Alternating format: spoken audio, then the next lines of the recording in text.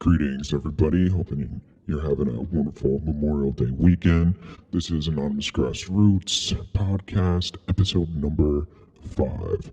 So, what we're talking about today is critical race theory. Apparently, saw an article today that, and it's trending in Google News. And one of the things that make these news aggregators so dangerous, like Apple News and Google News, is that they can choose which articles are going to be featured and which ones aren't, and they can rank them. That's what makes them dangerous.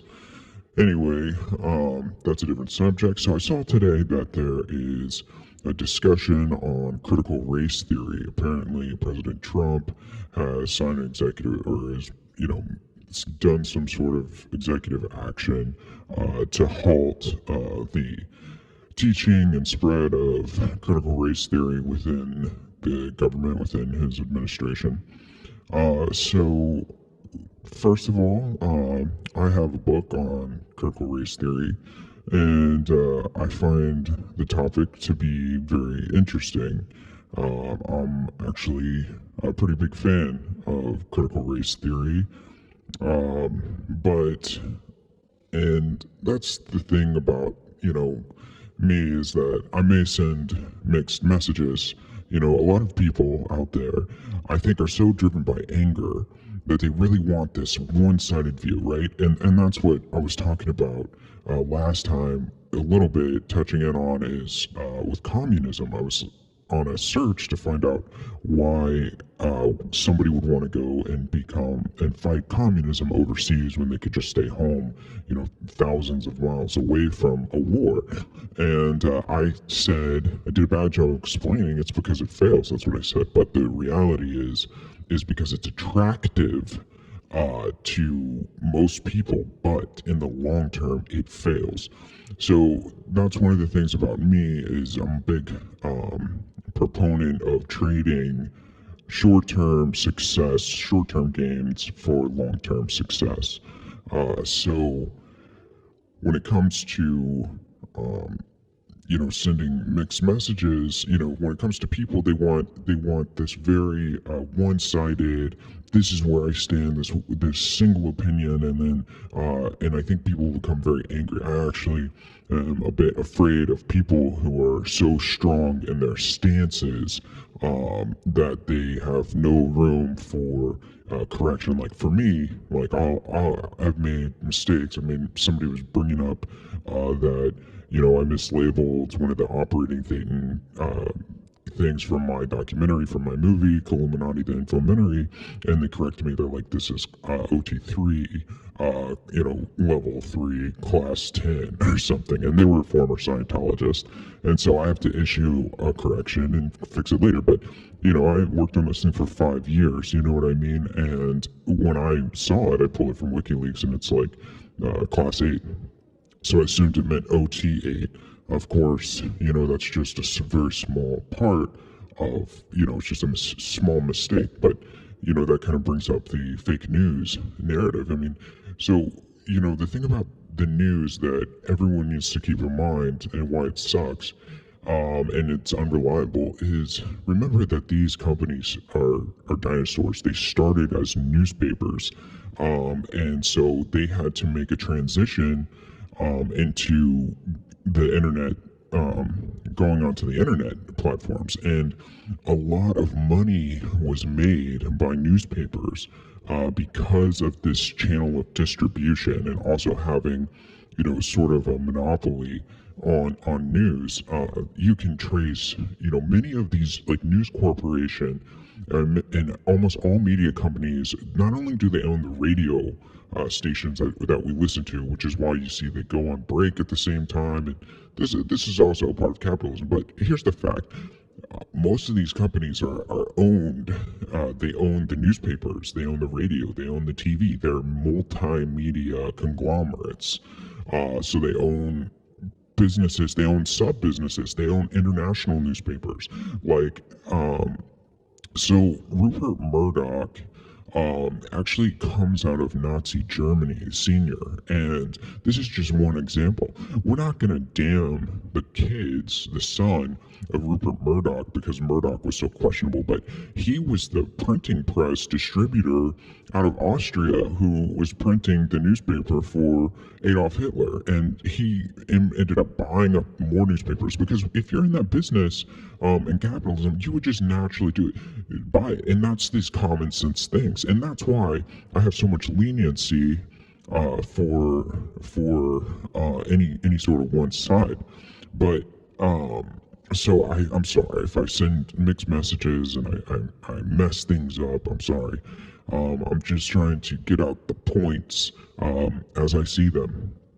And so when it comes to critical race theory, I'm a fan of the writing. I'm a fan because critical race theory was started by lawyers. But backing up for a second, so one of the reasons why I send mixed messages is because I'm a Libra. And whether or not that means anything, I do think that there's some truth to biblical astrology. So, like, for example, they call Jesus is the Lion of the tribe of Judah. Well, why is he called that? Because Judah was born under the what is a representative, as far as I know, for the astrological sign of Leo, of the lion. So, that's where we get the fish. Why you see the fish is because that's supposed to represent Pisces for Jesus. And so if you see a fish on somebody's car, you know they're a Christian, because Jesus said, I'll give you a sign, the sign of Jonah, who was 3 days in a whale. And whether or not that has anything to do with Pisces, it's just come to be associated. I'd have to do a podcast just on astrology. And I believe in doing research before I go into these, and before I want to do most of these podcasts. But some of these things come off the cuff, and it's like, well, I have an opinion that's worth sharing on the matter, and hopefully, clear it up. But critical race theory was started by lawyers, African American lawyers, black people, who were in just recent times, who were really like looking to tease out some of this some of the racial differences between people, because if you look around empirically, you see that a lot of times black people, they're in these poor communities, they're in the inner cities, and there's a reason for that. And that's where my historian side comes in, because I trace these things as being causal from one thing to the next. So it's like, well, how did I'll go all the way back. How did black people even first come here? And then, if you don't know your history, or if you only know one side of it because you're driven by hatred and you only want to see one side of it, you'll probably ignore the fact that most Muslims are slave traffickers. And that goes back to Ishmaelite traders. Ishmael is the patriarch of the Arabs and thus of Islam and of Muhammad. He's a patriarch of that ethnicity group. And if you can go to Wikipedia right now and you can look it up, that most of the slave trade that occurred in North Africa was by the sons, the offspring of Ishmael. And Ishmael's Isaac's brother. Isaac, who's the father of Jacob, which is the line of Israel. So you see these two different ethnic groups emerge from Abraham. And that's why, Islam also claims Abraham in the Quran. So, and why don't people know this? This is, to me, if you're going to be on a pedestal, you're going to be in any place of speaking to any side, either side. I think that's very common knowledge. And why do I know this stuff? Because I ask questions. I want to know why things are the way they are. And I think that's where Generation Y is, we're not the first ones to speak all the time.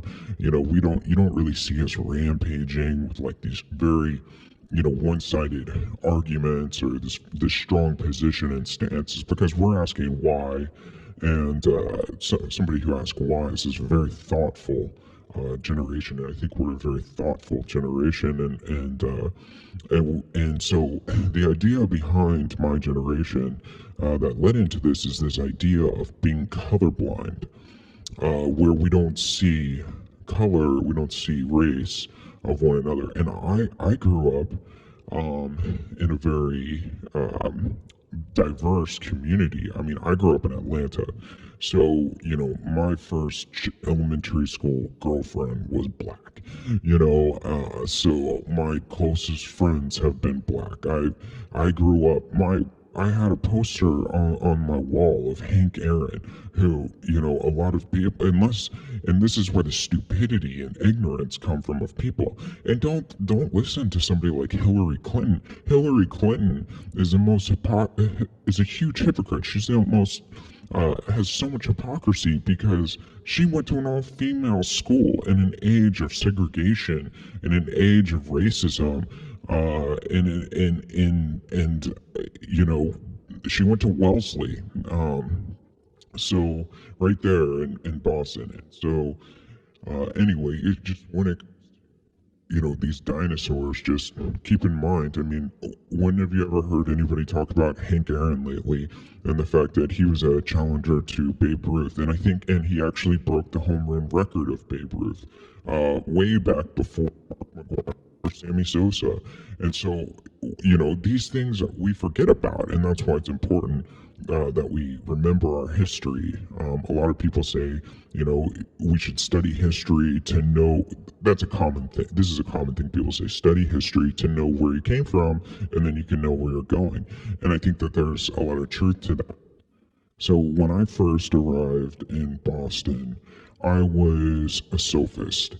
I didn't know that I was a sophist until after spending a long period of time in Boston, and then moving, and I didn't even know what sophistry was.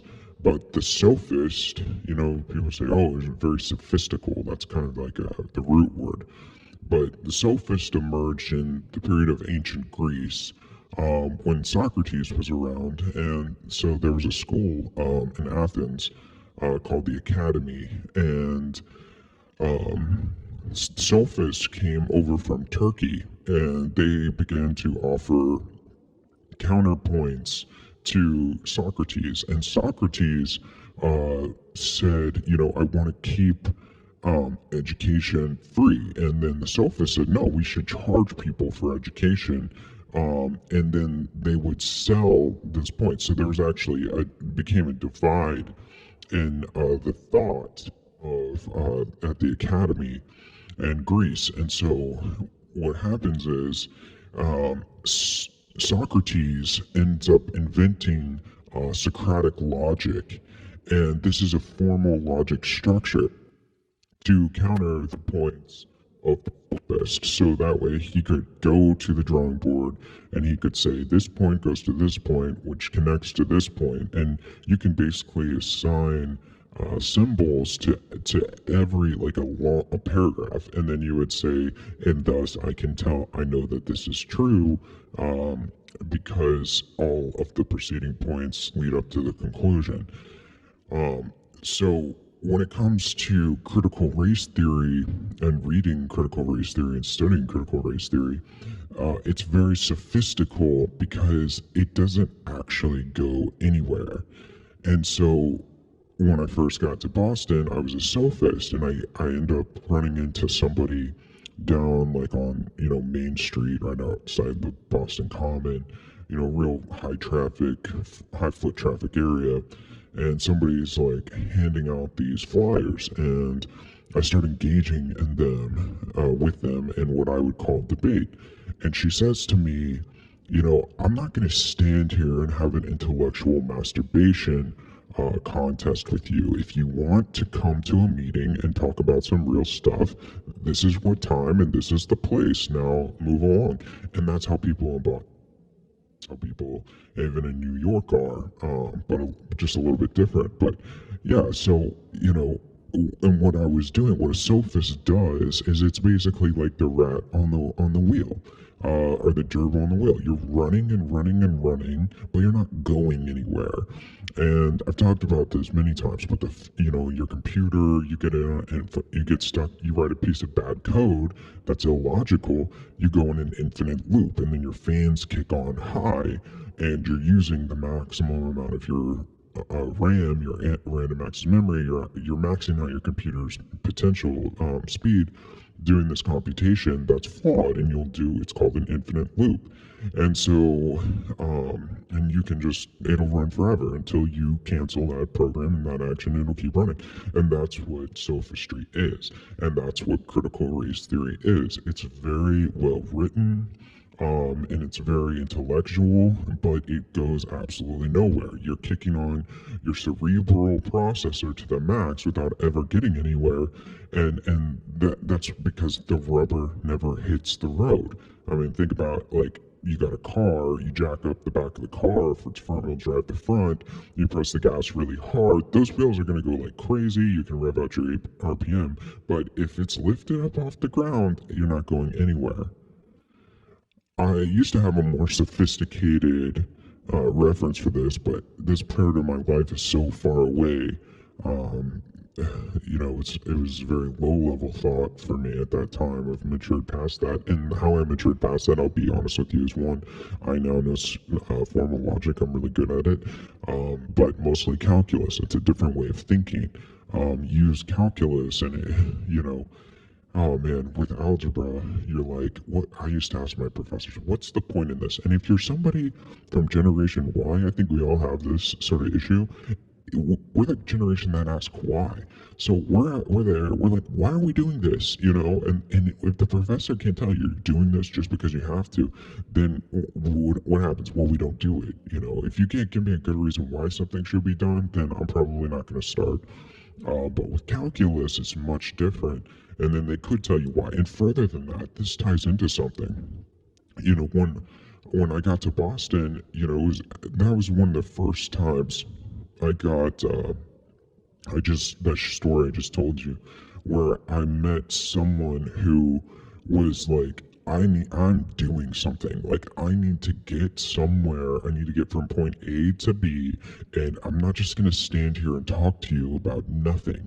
Like, we need to get somewhere, and I'm hoping to help you guys understand this. And that's one thing that the right, the talk show host and the news and everybody, and I say talk show host because I don't know of any left-wing talk show host besides the KKK, which we can get to. But for the majority, the talk shows, talk radio is all right on the right side, and the liberals have like NPR and some of these like more, they sound sophisticated, it sounds good, but when we turn it on and you listen to it, it's like we're not really getting anywhere. And then on the right, they're so ignorant, they're so misinformed of anything intellectual, like what I just described with Socratic logic, and they don't have the vocabulary. And that was one of the things that I noticed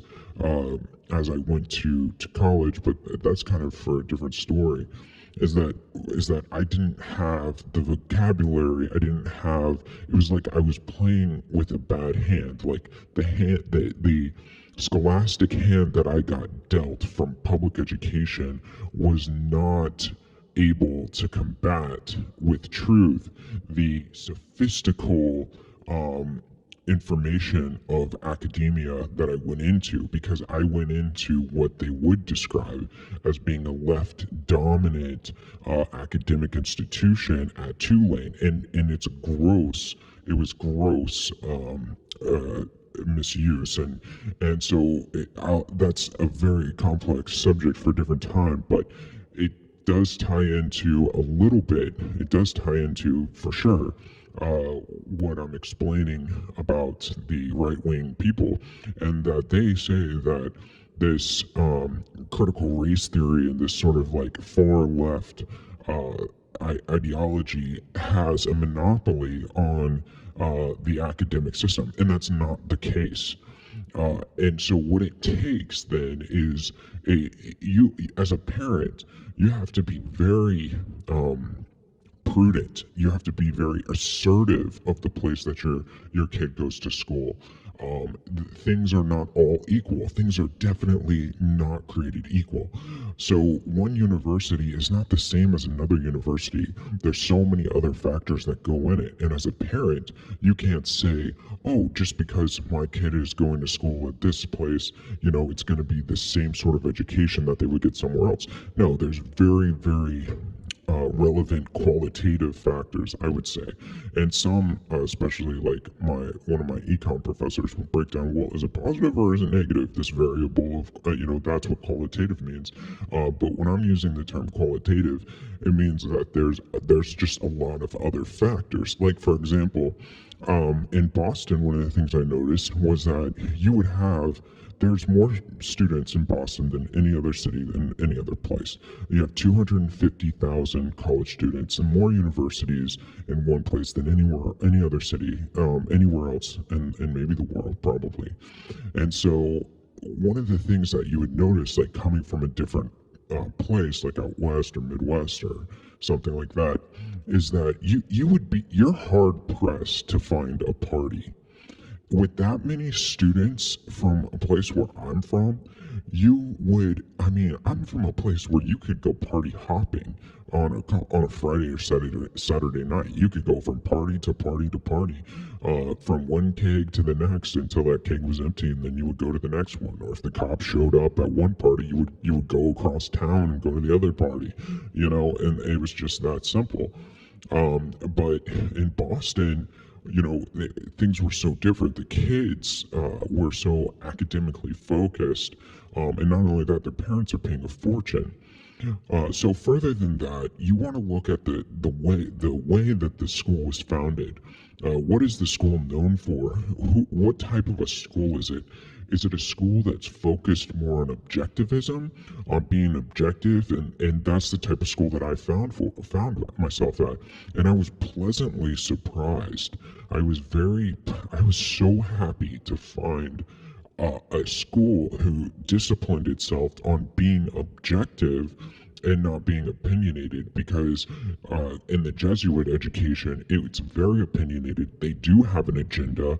It is to shove this transhumanism down your throat, but then to go to a school it's not founded as a Catholic school like Georgetown, or a Christian school that's been taken over, like Harvard. A really Hebraic, Jewish focused school like Harvard gets taken over by a far left radical agenda. And that's what's happened with the public education system. Is we, the right, have ceded our, and I don't consider myself the right. I consider myself a liberal, a true liberal, very centric, and with a strong commitment to remain such, a fighting commitment to remain such, because I've seen the positive benefits of being objective, of going to Socratic logic and arguing it out in debate, and using calculus and using a scientific method, to prove your point. And I've been to so many other schools too, where they do have this agenda, and you find out what to avoid.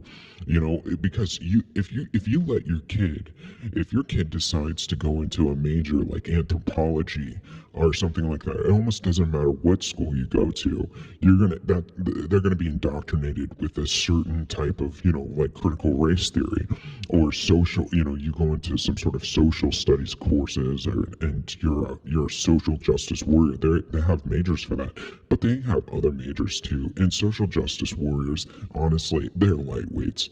And that brings me up to something else about this talk with McCain. I was friends with I knew some very high-powered attorneys in Boston from the generation of John McCain.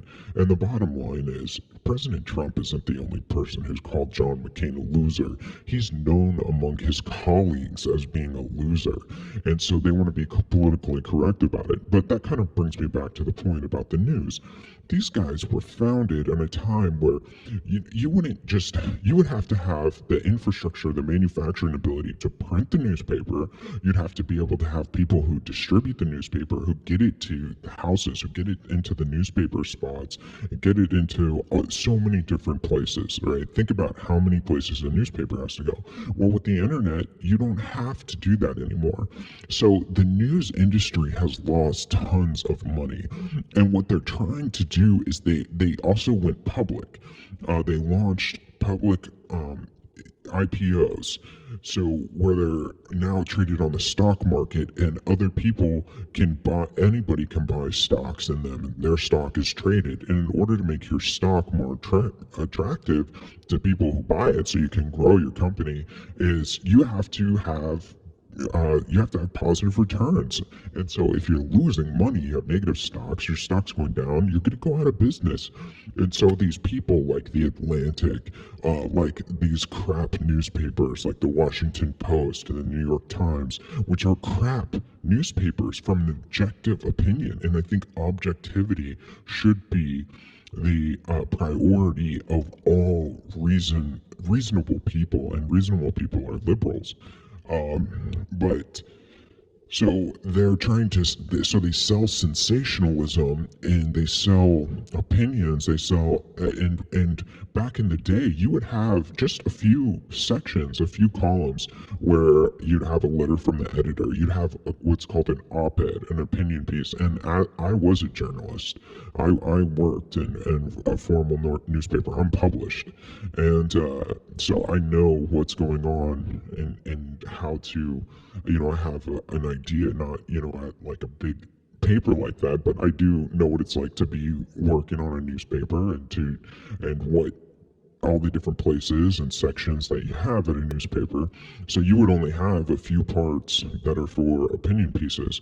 Otherwise, you would have mostly news, which is objective.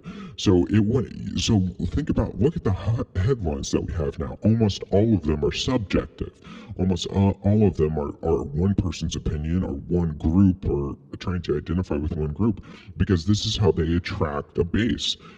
This is how they attract sales. So if a company can only survive by catering to one group of consumers, then they're going to cater to that group of consumers, and it's going to divulge into a left-right argument. It's a very, very binary way of thinking, and that's why we have a group like PBS and C-SPAN, who, I think should have increased funding. But just backing up for a second, getting back to this racism and stuff, growing up, it was about Hank Aaron. We watched Fresh Prince. The Cosby Show was on. Oprah was like the most famous talk show, or, whatever kind of thing. And, to be honest, Jerry Springer was was pretty popular too, but that's awful television. But, and so there's these qualitative factors that go into decision making. The left does not have a monopoly on academia, and there's always other people's opinion, but it's up to Americans. See, it's up to us to fight for the public education system and not cede it. And I'm so against, and that's where I divert from the Republican Party in this idea, because I'm very liberal. I'm very much in the middle, and I'm very for reason. President Trump is for this voucher system, and this has been a right-wing agenda since forever. Let's keep, the kids out of this far left academic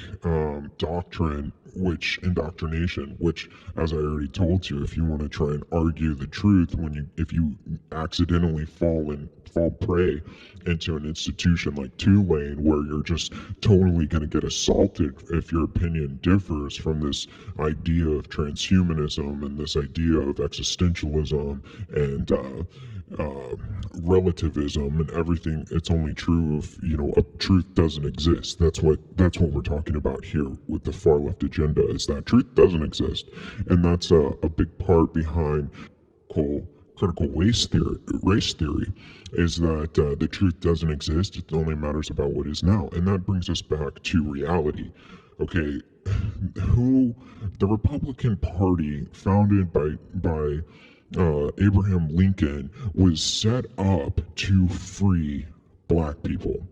Okay, it was set up to do the right thing, to free black people. After the Civil War, there was something called radical reconstructivism, which that's where people from the North who were anti-slavery, were pro-freedom, moved down to the South to establish homesteads and to become, what the idea was, to help rebuild the black, now free slaves, to help them get their start. And you already know how they went into slavery. They were traded by their own people or by Muslims. It wasn't that white people were just going there and like putting a bag over their heads and taking them into slavery, which did happen, but there's such a few, 1% went into slavery that way.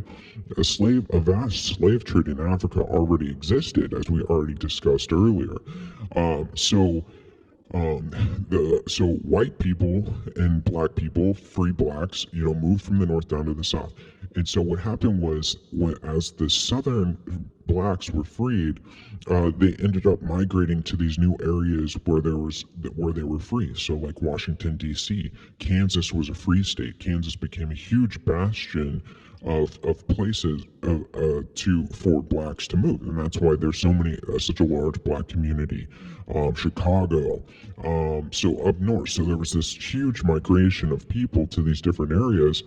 But what you need to understand is, what is an abolitionist? An abolitionist is a Republican, and they believe in the 11th commandment. Everybody knows the first 10 commandments, but everybody forgets about the 11th commandment. So right after the first 10 commandments, the 11th one is set your slaves free after 7 years. Go read it, look it up. And so it's like, and also another fact was, the black people in the South, the slaves, were given a different type of a Bible that had things like the 11th commandment taken out of it. Because if they became aware of what was going on in the Bible, that you should free your slaves, then they would have an actual sophisticated argument to argue against slavery with their owners. They're like, you're not Christians, and they know that they're not Christians. That's what you have to understand. I think the biggest takeaway from all this is that you need to know people are liars. You can have people who claim to be good, like Hillary Clinton and Joe Biden, who are not, who are really have a different agenda. And like even that high-powered attorney that I was talking to you about, he was a racist, a closet racist, and lots of these people are closet racist. But people like the abolitionist, like John Brown, like how can you say anything about negative about John Brown? Like, the guy died. He goes to Harper's Ferry with like a militia of like 70 men. They take over the stores, the munition stores, because in every city, every town back then, you would have like a central location where if you were getting attacked, and it was like a depot, I forget what it's called, a weapons cache. And so they took it over, they fought to the end, and that arguably was what began the Civil War, because violent abolitionists from Kansas, which would used to raid into Missouri, and they were called the Jayhawkers, and they would raid into Missouri, and they would go like on a Friday night, like, you guys want to go play football now? And that's a good thing we have football now, because back then they would be like, what are we going to do for fun on a Friday night? Oh, let's kill some slavers. So they would go in and they would raid slave farms over in Missouri, and they would kill the slavers and then free the slaves. But did they have any economic solution to what would happen after those slaves were freed? No. But the abolitionist, and so I know this stuff because we were taught this in elementary school, and I grew up in Atlanta once again. So it was very much about we were taught a lot about the Underground Railroad. We were taught a lot about this stuff, but that doesn't change the fact that some people are still racist. It's just these people are Democrats.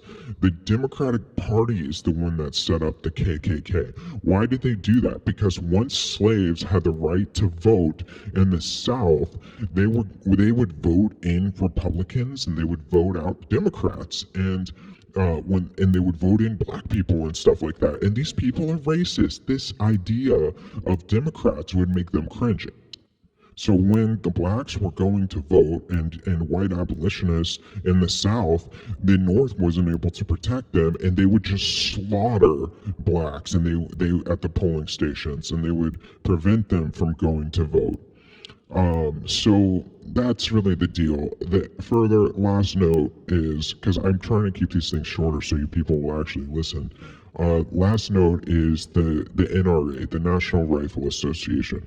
This association was created by abolitionists of money out of their own pockets to buy guns and give them to the slaves. There's so many times in history where abolitionists, Republicans, would want to go in to kill the slavers, arm the slaves, and then create this revolution. Like, this is the idea behind it. Alright, so that's going to do it for me. I hope you guys enjoyed the podcast. I hope you have a blessed week.